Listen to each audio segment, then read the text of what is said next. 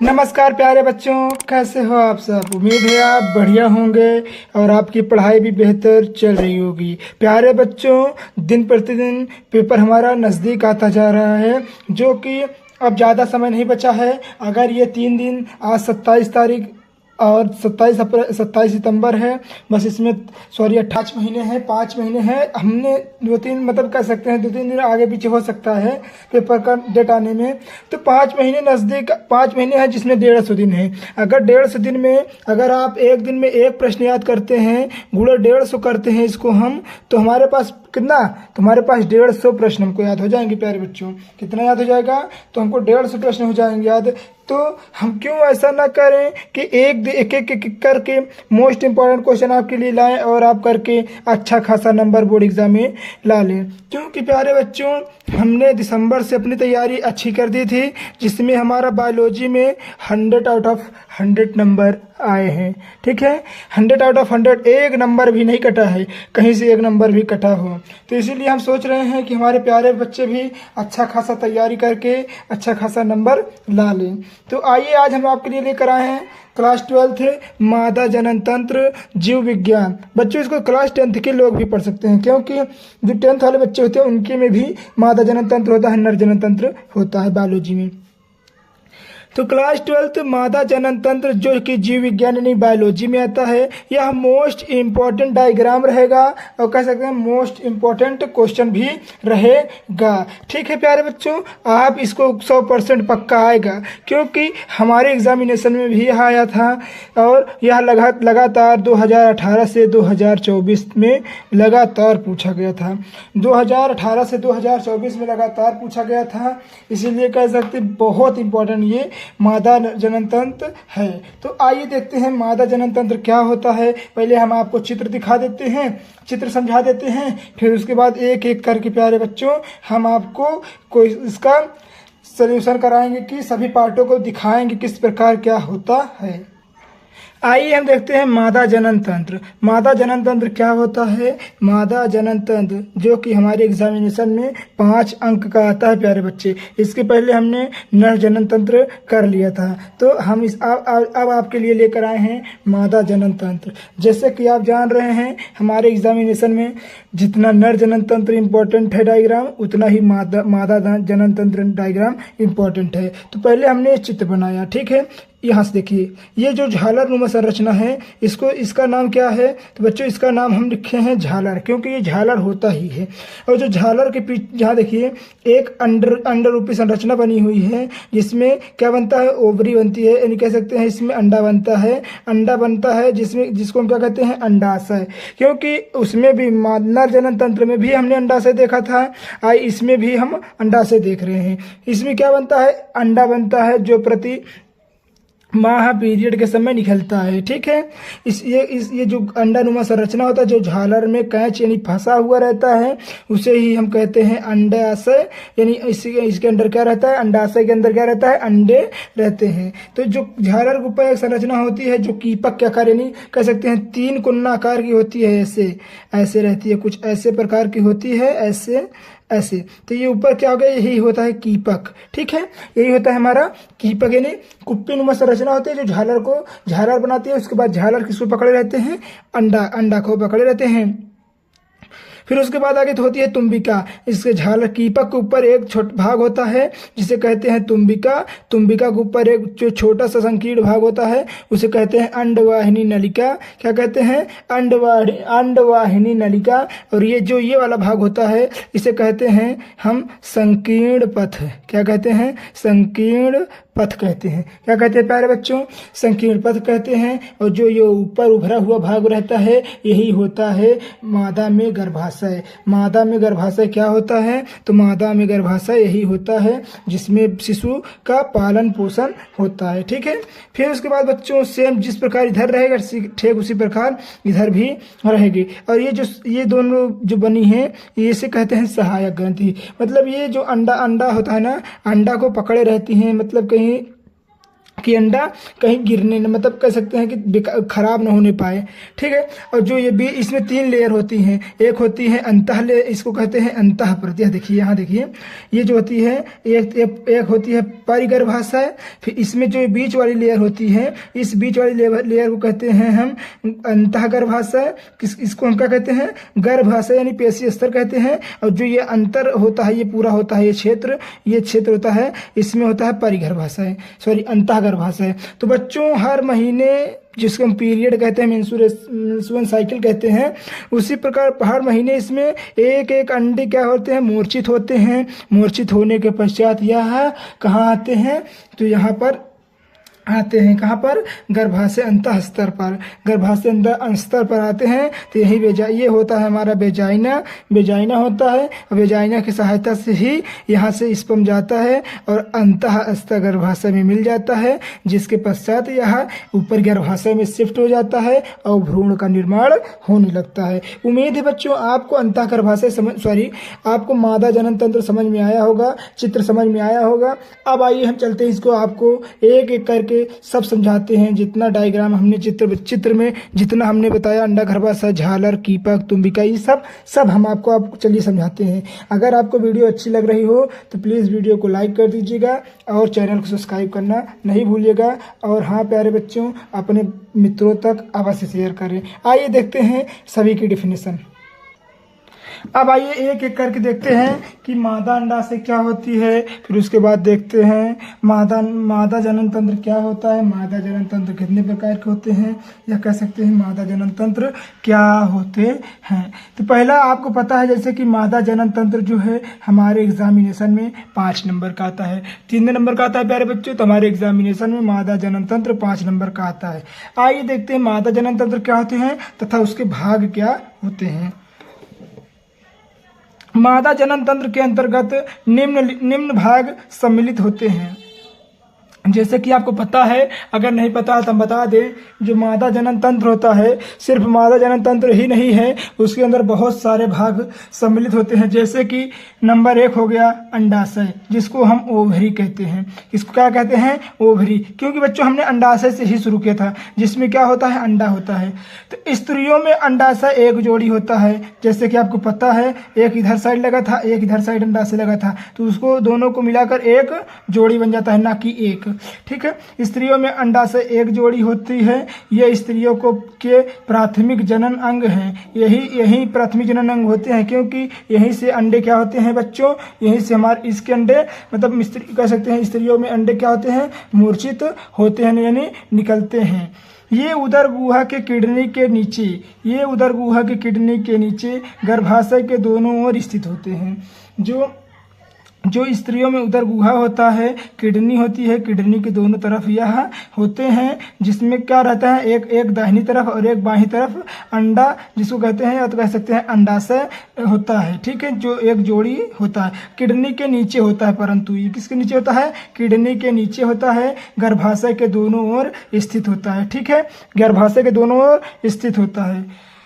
ये 2 सेंटीमीटर लंबे होते हैं। कितने लंबे होते हैं, तो ये 2 सेंटीमीटर लंबे तथा 2 सेंटीमीटर चौड़े होते हैं। जो अंडाशय का भाग होता है, साइज होता है, वो 2 सेंटीमीटर लंबा तथा 2 सेंटीमीटर चौड़ा होता है। वह 1 सेंटीमीटर मोटा होता है, कह सकते हैं इतना मोटा होता है। ठीक है, 1 सेंटीमीटर मोटा होता है। 2 सेंटीमीटर, 1 सेंटीमीटर इसको मानते हैं, 2 इतना, तो मान लीजिए इतना लंबा हो गया और इतना ही चौड़ा हो गया और इतना मोटा हो गया। उम्मीद है बच्चों आपको समझ में आ रहा होगा। 1 सेंटीमीटर मोटा होता है। इनका आकार चपटा, जैसे सेम नहीं होता है, बादाम नहीं होता है, बादाम सेम जिसको बोलते हैं, बादाम कह सकते हैं, या चपटा श्वेत व बादाम की आकृति के होते हैं।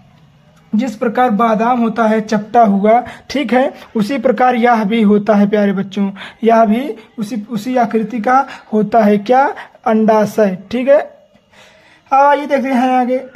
बादाम की आकृति के होते हैं। इसका आकार अंडाशय में अंडाणुओं देखिए इसका आकार अंडाशय में अंडाणुओं का निर्माण तथा मादा लैंगिक हार्मोन्स एस्ट्रोजन व प्रोस्टेस्टेरोन, यहाँ देखिए ये दोनों हार्मोन्स जो हैं आप इसको नहीं भूलिएगा क्योंकि यह बहुत महत्वपूर्ण हार्मोन्स हैं। यही हार्मोन्स ऐसा हार्मोन्स है प्रोजेस्टेरोन और एस्ट्रोजन हार्मोन्स होते हैं। जब यह दर्शाता है कि अब स्त्री मतलब कह सकते हैं यौनावस्था में आ गई है। ठीक है न, मतलब जैसे कि होता है 3 अवस्था होती है, बाल्यावस्था होती है, पहले शिशु अवस्था होती है, बाल्यावस्था होती है, फिर यौनावस्था होती है, फिर जीर्णावस्था होती है, फिर बूढ़ावस्था होती है ना।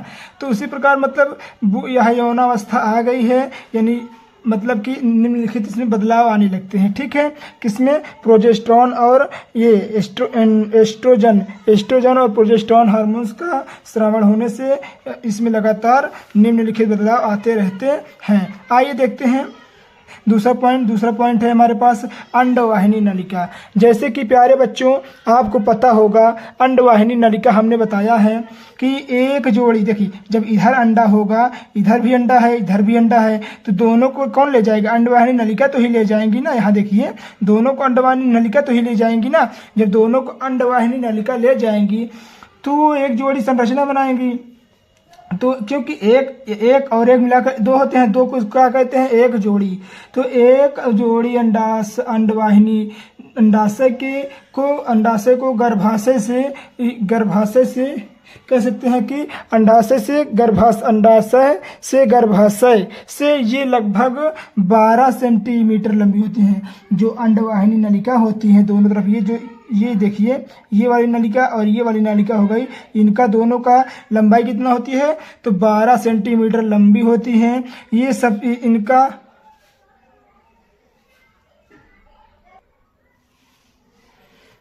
देखिए बच्चों एक जोड़ी होता है जो कि कितने सेंटीमीटर का लंबा होता है? जो कि 12 सेंटीमीटर लंबा होता है। और क्या होता है प्यारे बच्चों?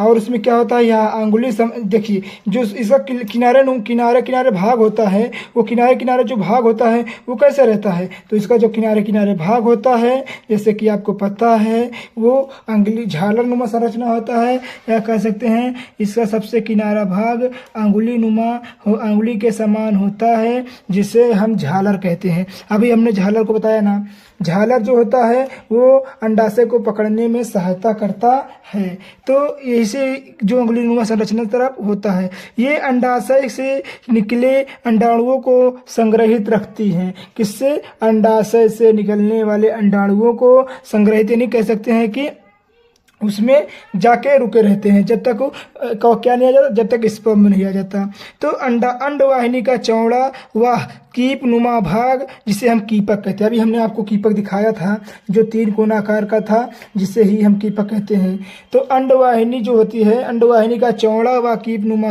भाग कीपक होता है, कीपक कहलाता है, जो कीपक के आगे चलकर एक चौड़े भाग के रूप में हो जाता है, चौड़े भाग के रूप में खुलता है, चौड़े भाग के रूप में खुलते हैं, जिसे हम क्या कहते हैं? तुम्बिका। अभी हमने आपको दिखाया था जो एक चौड़ा भाग था, फिर उसके बाद पतला भाग था। तो जो चौड़ा भाग था उसे क्या कहते हैं? तुम्बिका कहते हैं। अंडवाहिनी नलिका का सबसे आखिरी भाग जो होता है, जिसे हम किनारा भी कहते हैं, उसे क्या कहते हैं? उसे गर्भाशय से जोड़ते हैं, उसे हम कहते हैं संकीर्ण पथ। अभी हमने आपको दिखाया था, यहाँ से जैसे मान लीजिए कोई ऐसे चल के आया था तो यहाँ पे मुड़ी थी जब, तो यहीं पर एक संकीर्ण भाग था, तो यही संकीर्ण भाग को ही हम क्या कहेंगे? यही संकीर्ण भाग को ही हम, यहाँ देखिए यही पतले भाग को ही हम संकीर्ण भाग कहेंगे। ठीक है प्यारे बच्चों, अब आइए देखते हैं क्वेश्चन नंबर नेक्स्ट क्या है? तीसरा नंबर क्या है? गर्भाशय। सबसे महत्वपूर्ण यही है बच्चों, गर्भाशय। गर्भाशय स्त्रियों में एक होते हैं, ना कि 2। गर्भ स्त्रियों में एक होते हैं जो कि नाशपाती के फल के उल्टे के आकार होता है। जैसे नाशपाती नहीं होती है, आपने उम्मीद है नाशपाती देखा होगा, नाशपाती को उल्टा कर दीजिए, ठीक उसी प्रकार क्या होता है? गर्भाशय होता है। ठीक है बच्चों, किसके, नाशपाती के उल्टे आकार के होते हैं। ये खोखले, चौड़े व शंकुआकार। जब खोखले होते हैं क्योंकि इसमें बेबी होता नहीं है पहले से, तो खोखले शंकुआकार होता है। जैसे तिनकोना नहीं होता वैसे होता है, शंकुआकार होता है। और ये इसकी लंबाई कितना पता है बच्चों? इसकी लंबाई होता है 4.5 सेंटीमीटर और चौड़ाई कितना होती है? 5 सेंटीमीटर। इसकी लंबाई 4.5 सेंटीमीटर तथा लंबाई होती है चौड़ाई होती है 5 सेंटीमीटर। वह जो 3 सेंटीमीटर क्या होते हैं? 3 सेंटीमीटर का मोटा होता है, तभी तो इसमें बच्चे शिशु बन पाते हैं। अन्यथा अगर छोटा सा रहे, पतला सा रहे, तो इसमें शिशु सर्वाइव भी न कर पाए। तो गर्भाशय में 3 भित्तियां होती हैं बच्चों। गर्भाशय में कितनी भित्तियां होती हैं? अभी हमने आपको दिखाया था। नंबर 1, बाहरी भित्ति को हम क्या कहते हैं? परिगर्भाशय कहते हैं, ठीक है। और जो बीच वाली भित्ति होती है उसे हम क्या कहते हैं? मध्य गर्भाशय कहते हैं। तथा जो और एक अंदर 3 भित्ति थी ना बच्चों, ऐसे ऐसे ऐसे 3 भित्ति थी, तो इसको हम क्या कहते हैं? सबसे बाहरी वाली को परिगर्भाशय, दूसरी वाली क्या कहते हैं? मध्य गर्भाशय, और जो सबसे अंदर है इसे ही हम क्या कहेंगे? अंतर भित्ति को ही हम कहेंगे अंतः गर्भाशय। लास्ट वाली भित्ति को क्या कहेंगे? अंतः गर्भाशय। आइए देखते हैं लास्ट चौथा पॉइंट, योनि, जिसे हम वेजाइना कहते हैं। यह मादा में एक होता है। जैसे कि आपको पता है, नहीं पता है तो हम बता दें, यह मादा में एक होता है जिसे हम वेजाइना कहते हैं। यह मादा में एक होता है जो लगभग 7.5 सेंटीमीटर से लेकर 10 सेंटीमीटर तक लंबे, अत्यधिक लचीले रंग के पेशी, अत्यधिक लचीला होता है जिसके कारण लैंगिक संबंध बनाने में आसानी रहती है बच्चों। अगर न रहे तो बहुत से मतलब जैसे स्त्री बांझ होती हैं जिसको बोलते हैं नहीं, यही मतलब बहुत से कारणों से होती हैं। फिर रंग पेशी नलिका होती है। मादा के मैथुन स्थल, जिसको हम कहते हैं मैथुन स्थल, व प्रसव, जिसको हम कह सकते हैं मतलब बच्चों को जन्म देना का भी मार्ग यही होता है। जो मैथुन स्थल होता है यही होता है, और जो प्रसव करती है, नहीं कह सकते हैं कि बच्चों को जन्म देना हो गया, यही से इसी मार्ग से होता है। आइए 5वां टॉपिक देखते हैं। 5वां पॉइंट क्या कह रहा है? बाह्य जनन अंग। मादा के बाह्य जनन अंग में निम्न भाग होते हैं। जैसे कि आपको पता है, नहीं पता है तो हम आपको बता दे रहे हैं। नंबर 1, जैसे हो गया जघन शैल, दीर्घ ओष्ठ, लघु ओष्ठ व प्रकोष्ठ, और बहुत सारे ETC मतलब बहुत सारे आदि जिसको कहते हैं होते हैं, ठीक है। बच्चों मतलब सिर्फ मादा में जनन तंत्र में सिर्फ एक ही भाग नहीं होते, बहुत सारे भाग होते हैं, जो कि जघन शैल हो गया, दीर्घ शैल हो गया, ओष्ठ, लघु ओष्ठ व प्रकोष्ठ आदि होते हैं।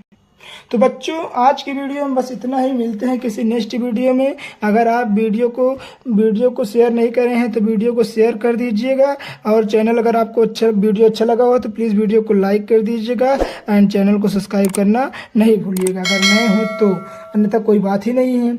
मिलते हैं किसी नेक्स्ट वीडियो में, तब तक के लिए धन्यवाद।